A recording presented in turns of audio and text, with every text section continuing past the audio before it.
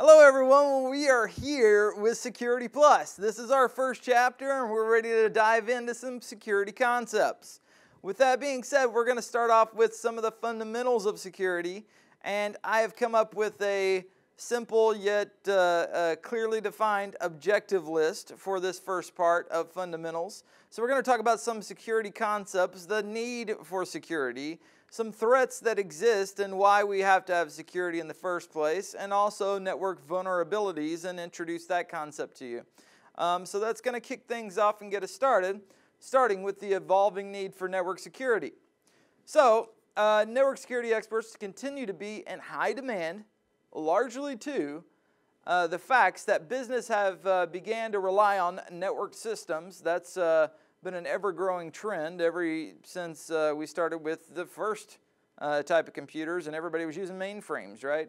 Absolutely. And today, evolution of more things cloud and cloud technologies, BYOD concepts, we're more connected than ever, and we're doing more of our daily lives. We're living more of our daily lives through the internet, right? Which is largely unpoliced. And so that's really the reason everybody is kind of charged with protecting themselves and their own companies whenever it comes to network security, right? With nations and highways and things like that, we have sheriff's offices and police, centers and all different types of areas that are to help, police and traffic the regular highways that run through the world. However, the internet is considered, the information superhighway, and there's no real organization that's in charge of policing it. Everybody's kind of left to fend for themselves, but it's a great place for sharing, and it's a better world because of it, right? But the thing about security with it is that there's always on cheap connectivity worldwide now. So more people than ever have the ability to get connected.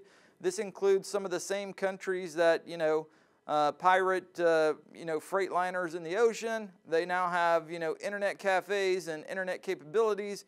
And so those underground crime organizations have now became very, very prevalent, and online crime, as you'll see as we go through this. Cybercrime continues to grow at an alarming rate. And the bottom line is launching an attack or launching, hacking, the concept of hacking and denial of service attacks and all those different types of attacks that exist have become more simpler than ever. And really what I mean by that is you're going to learn about the term called script kiddies. Well, really smart people that understand networking, that understand hacks and vulnerabilities in programming, they don't want to get in trouble, but they want to know if their things work. If their hack will work, if it will do what it's supposed to do, or if they could take down that website.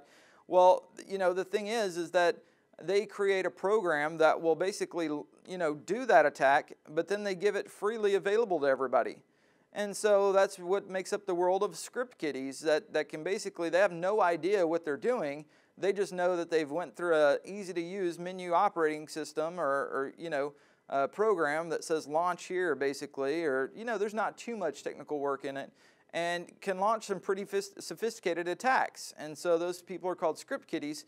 So it's definitely getting easier to launch attacks and to wreak havoc basically on network systems and servers. So, and the sophistication of threats has been on the rise. Basically, as we evolve and technology evolves, the level of threats are going to evolve as well. It's a natural form of evolution or digital evolution. So in this introductory here, you can see there's been a growing trend of threats since 2010. There was a drop-off in identity theft.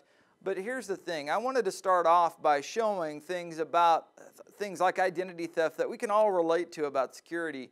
But identity theft is really a small drop in the bucket of things. There's all different types of network security risks that people really seem to just not understand that may be a security risk. Things like a loss of service, lost productivity, and loss of service. Think if your bank's website and banking system went down for a couple days. How would that affect that bank? Loss of service, is a huge security risk, and so we've got to make sure that part of security is ensuring the operation of those devices. So here's the thing. I want you to take a new look at how you're looking at security in general. It's not all about identity theft and things like that, and fraud and theft and everything that falls under, malicious things. I want to look at security as a kind of a complete picture. So network security is the protection of information, systems, and hardware that use, store, and transmit information. Network security encompasses those steps that are taken to ensure the confidentiality, integrity, and availability of data or resources, CIA, okay? And this is from the National Security Telecommunications and Information Security Committee, the NSTISSC, all right? So with that being said, I want us to think of, security could be ensuring that our equipment is safe from environmentals that could bring it down or cause a loss of service. Bottom line is security is mitigating risks, all kinds of risks, okay? So not just things like identity theft. So I just kind of wanted to set the tone and set the mindset for this class that, security and network security is related to a lot more than just somebody attacking you, right? It could just be ensuring the normal operation of our systems and data, right? And ensure our information systems hardware that transmit information is secure. All right, so negative impact on business economy. We all know about this. The heartbleed bug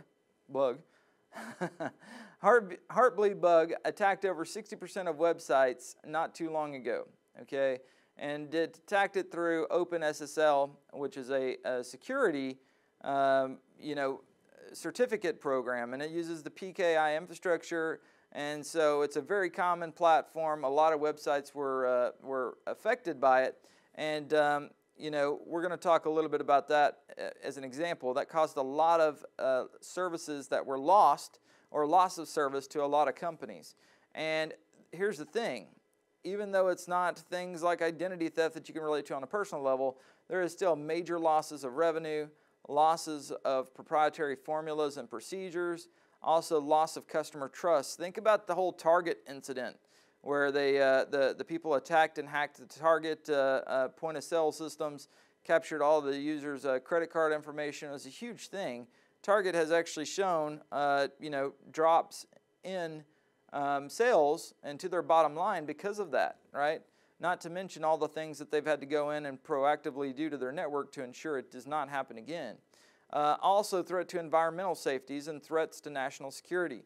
So, network security can go from the most smallest of things like identity theft. And if you've ever had your identity stolen, believe me, it does not consider to be a small thing whatsoever. It is a major pain in the butt.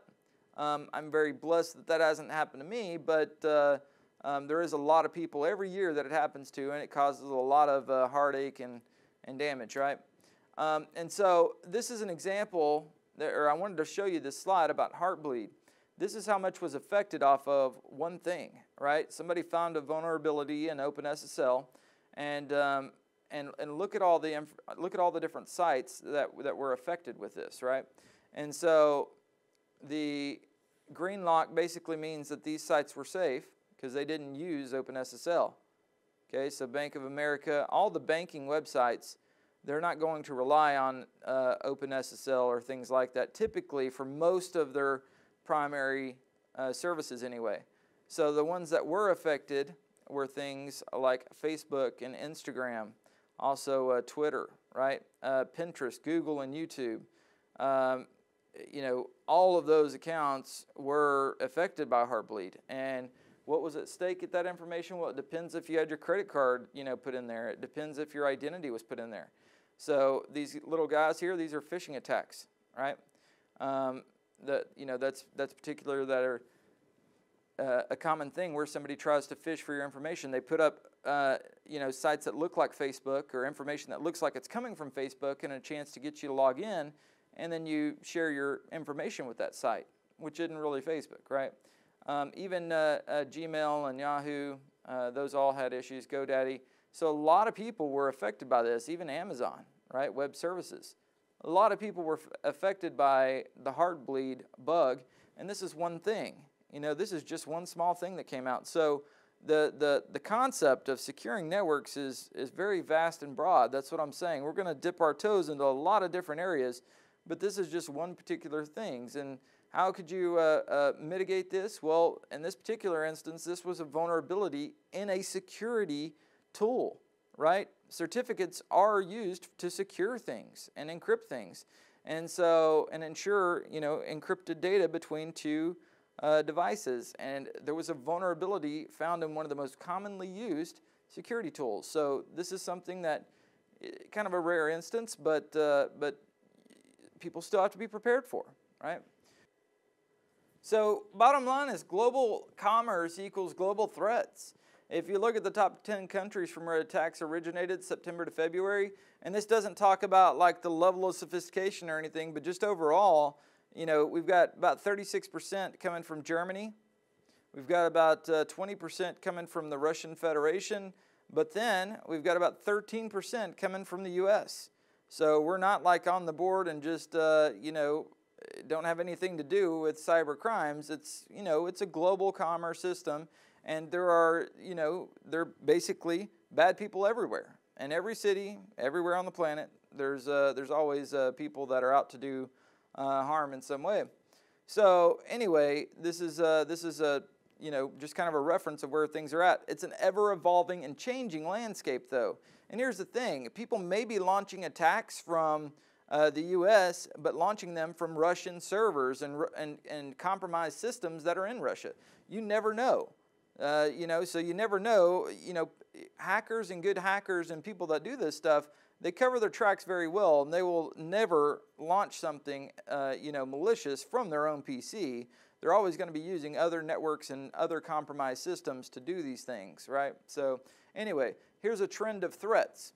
If you look, you've got 66% as viruses, worms, spyware, and other malicious programs. It's basically out to, you know, to either take down systems, deny service, gain control of systems for later use, things like that. Spam is 61%. Phishing attacks is 36%.